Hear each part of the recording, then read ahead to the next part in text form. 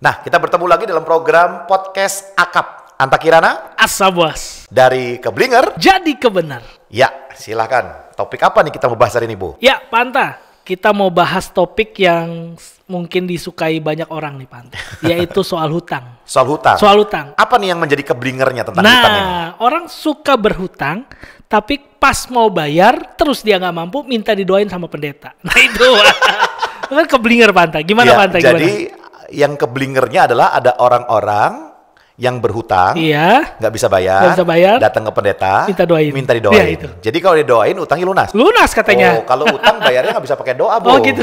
Kalau utang itu bayarnya pakai duit. Nah, betul. Ya, kalau bayarnya pakai doa nggak bisa. Nggak bisa ya? Ya, kita bisa doain dia Nah. supaya dia bayar. betul. Nah itu gimana tuh orang mikir kayak gitu, Panta? Ya, jadi memang sebenarnya ya, kalau kita membaca firman Tuhan, Amsal 15 ayat 16, firman Tuhan berkata begini, lebih baik sedikit barang Ya. dengan disertai takut akan Tuhan Ya. daripada banyak harta disertai dengan kecemasan. Iya.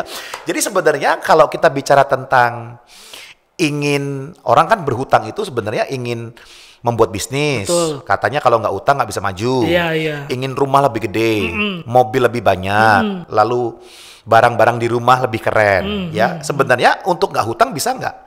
Bisa dong. Bisa. Tapi kalau saya dalam kehidupan saya, ada di mana saya nggak punya uang beli rumah, sehingga mau nggak mau ikut hutang. Oke? Tetapi hutang itu perlu saya bisa prediksikan bisa saya bayar. Gimana? Nah, yang jadi masalah adalah orang-orang yang perlu berhutang ini, dia berhutang, tetapi dia nggak yakin bahwa dia bisa bayar. Yang penting ngutang dulu gitu. Ngutangnya pakai iman.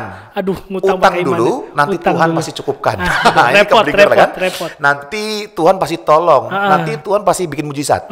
Saya tidak mengecilkan iman, ya. Tetapi sebelum kita berhutang, kita perlu tahu kekuatan kita untuk membayarnya ada atau enggak.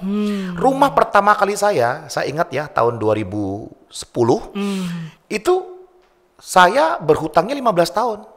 Dan puji Tuhan, karena sudah kerja keras, tahun ketiga lunas. Ya, tetapi yang jelas adalah kalau bicara tentang utangnya, silahkan saja. Tetapi firman Tuhan berkata akan ada kecemasan. Ya gimana nggak cemas, Bu? Ya, lu punya utang, berarti lu nggak boleh keluar kerja dong. Supaya gajinya bisa bayarin. Ya kan? Kemudian tiap akhir bulan, aduh, bisa nggak ya? Bisa nggak ya? Apalagi kalau pekerjaannya nggak tetap. Betul. Ya, jadi kalau berbicara tentang hutang boleh atau enggak, ya silahkan aja. Tetapi kita perlu mempunyai sebuah skema hutang yang benar. Nah, gimana Panta? Skemanya tuh gimana? Oke, jadi gini ya, kita kembali pertanyaan tadi dulu nih. Kalau hutang, bayar. Oke. Ayatnya di mana? Mazmur 37 ayat 21. Coba lu bisa ketemu nggak? Mazmur 37 ayat 21, Bu. Ya. Orang fasik meminjam dan tidak membayar kembali, tetapi orang benar adalah pengasih dan pemurah. Nah, jadi kalau teman-teman orang Kristen ada yang utang, nggak bayar, kabur dari membayar, handphone dimatikan, ditelepon nggak diangkat, saya kenal tuh. dikejar debt collector, itu orang fasik. Fasik, betul. Soalnya ayat ya. Jadi konsep yang pertama, kalau kita berhutang, ya siap-siap ada kecemasan. Itu memang. Tapi kalau sudah berhutang, ya bayar. Betul. Ya jangan nggak bisa bayar terus minta didoakan. Itu namanya keblinger. Nah, yang kebenarnya adalah kalau memang sudah hutang dan nggak bisa bayar, lihat di rumah punya motor nggak jual, punya TV nggak jual, tanggung jawab ya, punya sofa nggak jual.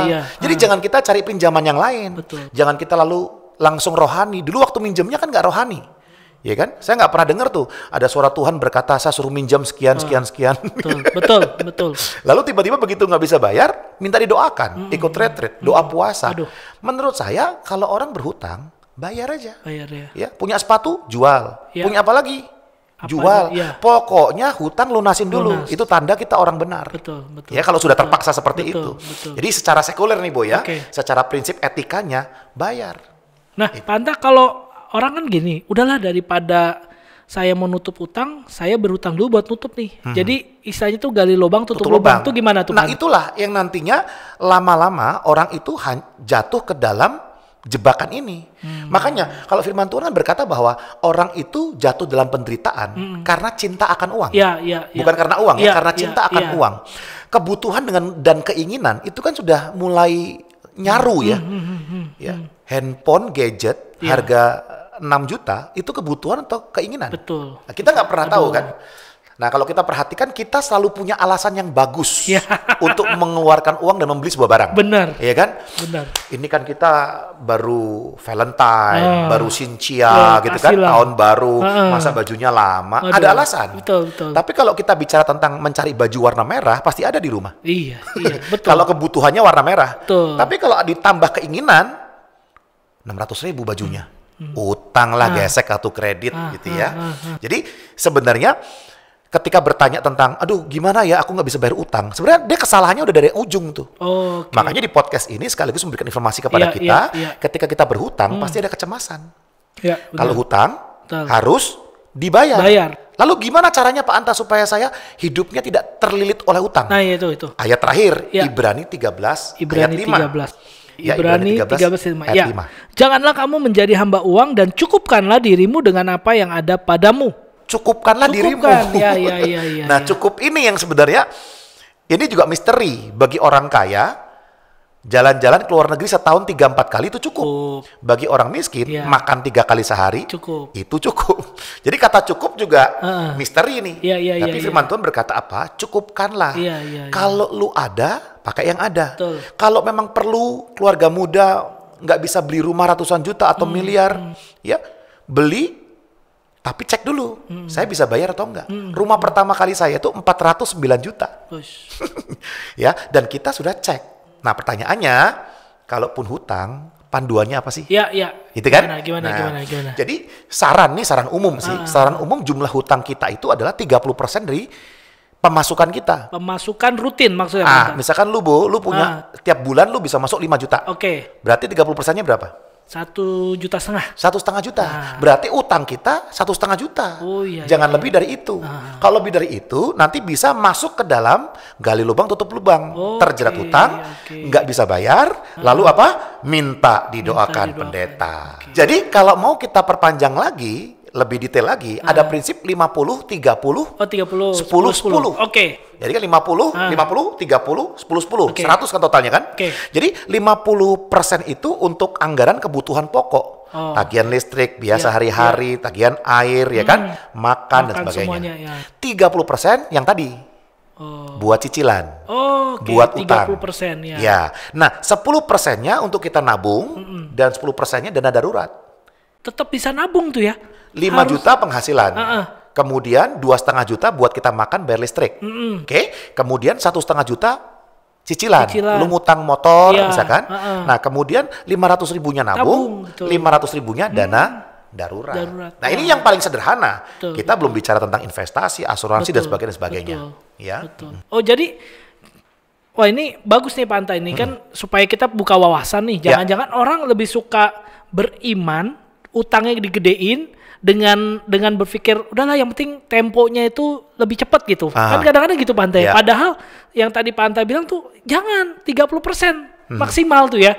Supaya nggak terlilit gali lubang tutup lubang. Betul. Nah, kalau soal credit card, soal leasing, itu gimana Pak Anta? Iya, makanya kembali lagi, kalau itu sebuah kebutuhan yang mendesak, contoh ya, saya begitu menikah, berarti kan butuh rumah. Iya. Cari rumah yang paling mengikuti kaidah tadi. 30% dari gaji saya, ya kan? Ya kita cari rumah, mau itu jelek, mau itu kecil nggak apa-apa, itu kan rumah pertama. Tapi kadang-kadang ada orang kan yang meninggikan derajatnya tuh, maunya yang mahal, nanti banting tulang lah, menyiksa diri, banyak kecemasan itu aja, ya. Dan puji Tuhan, saya sampai sekarang kita podcast, saya nggak ada cicilan, nggak ada angsuran, nggak ada hutang, ya. Nah kalau bisa.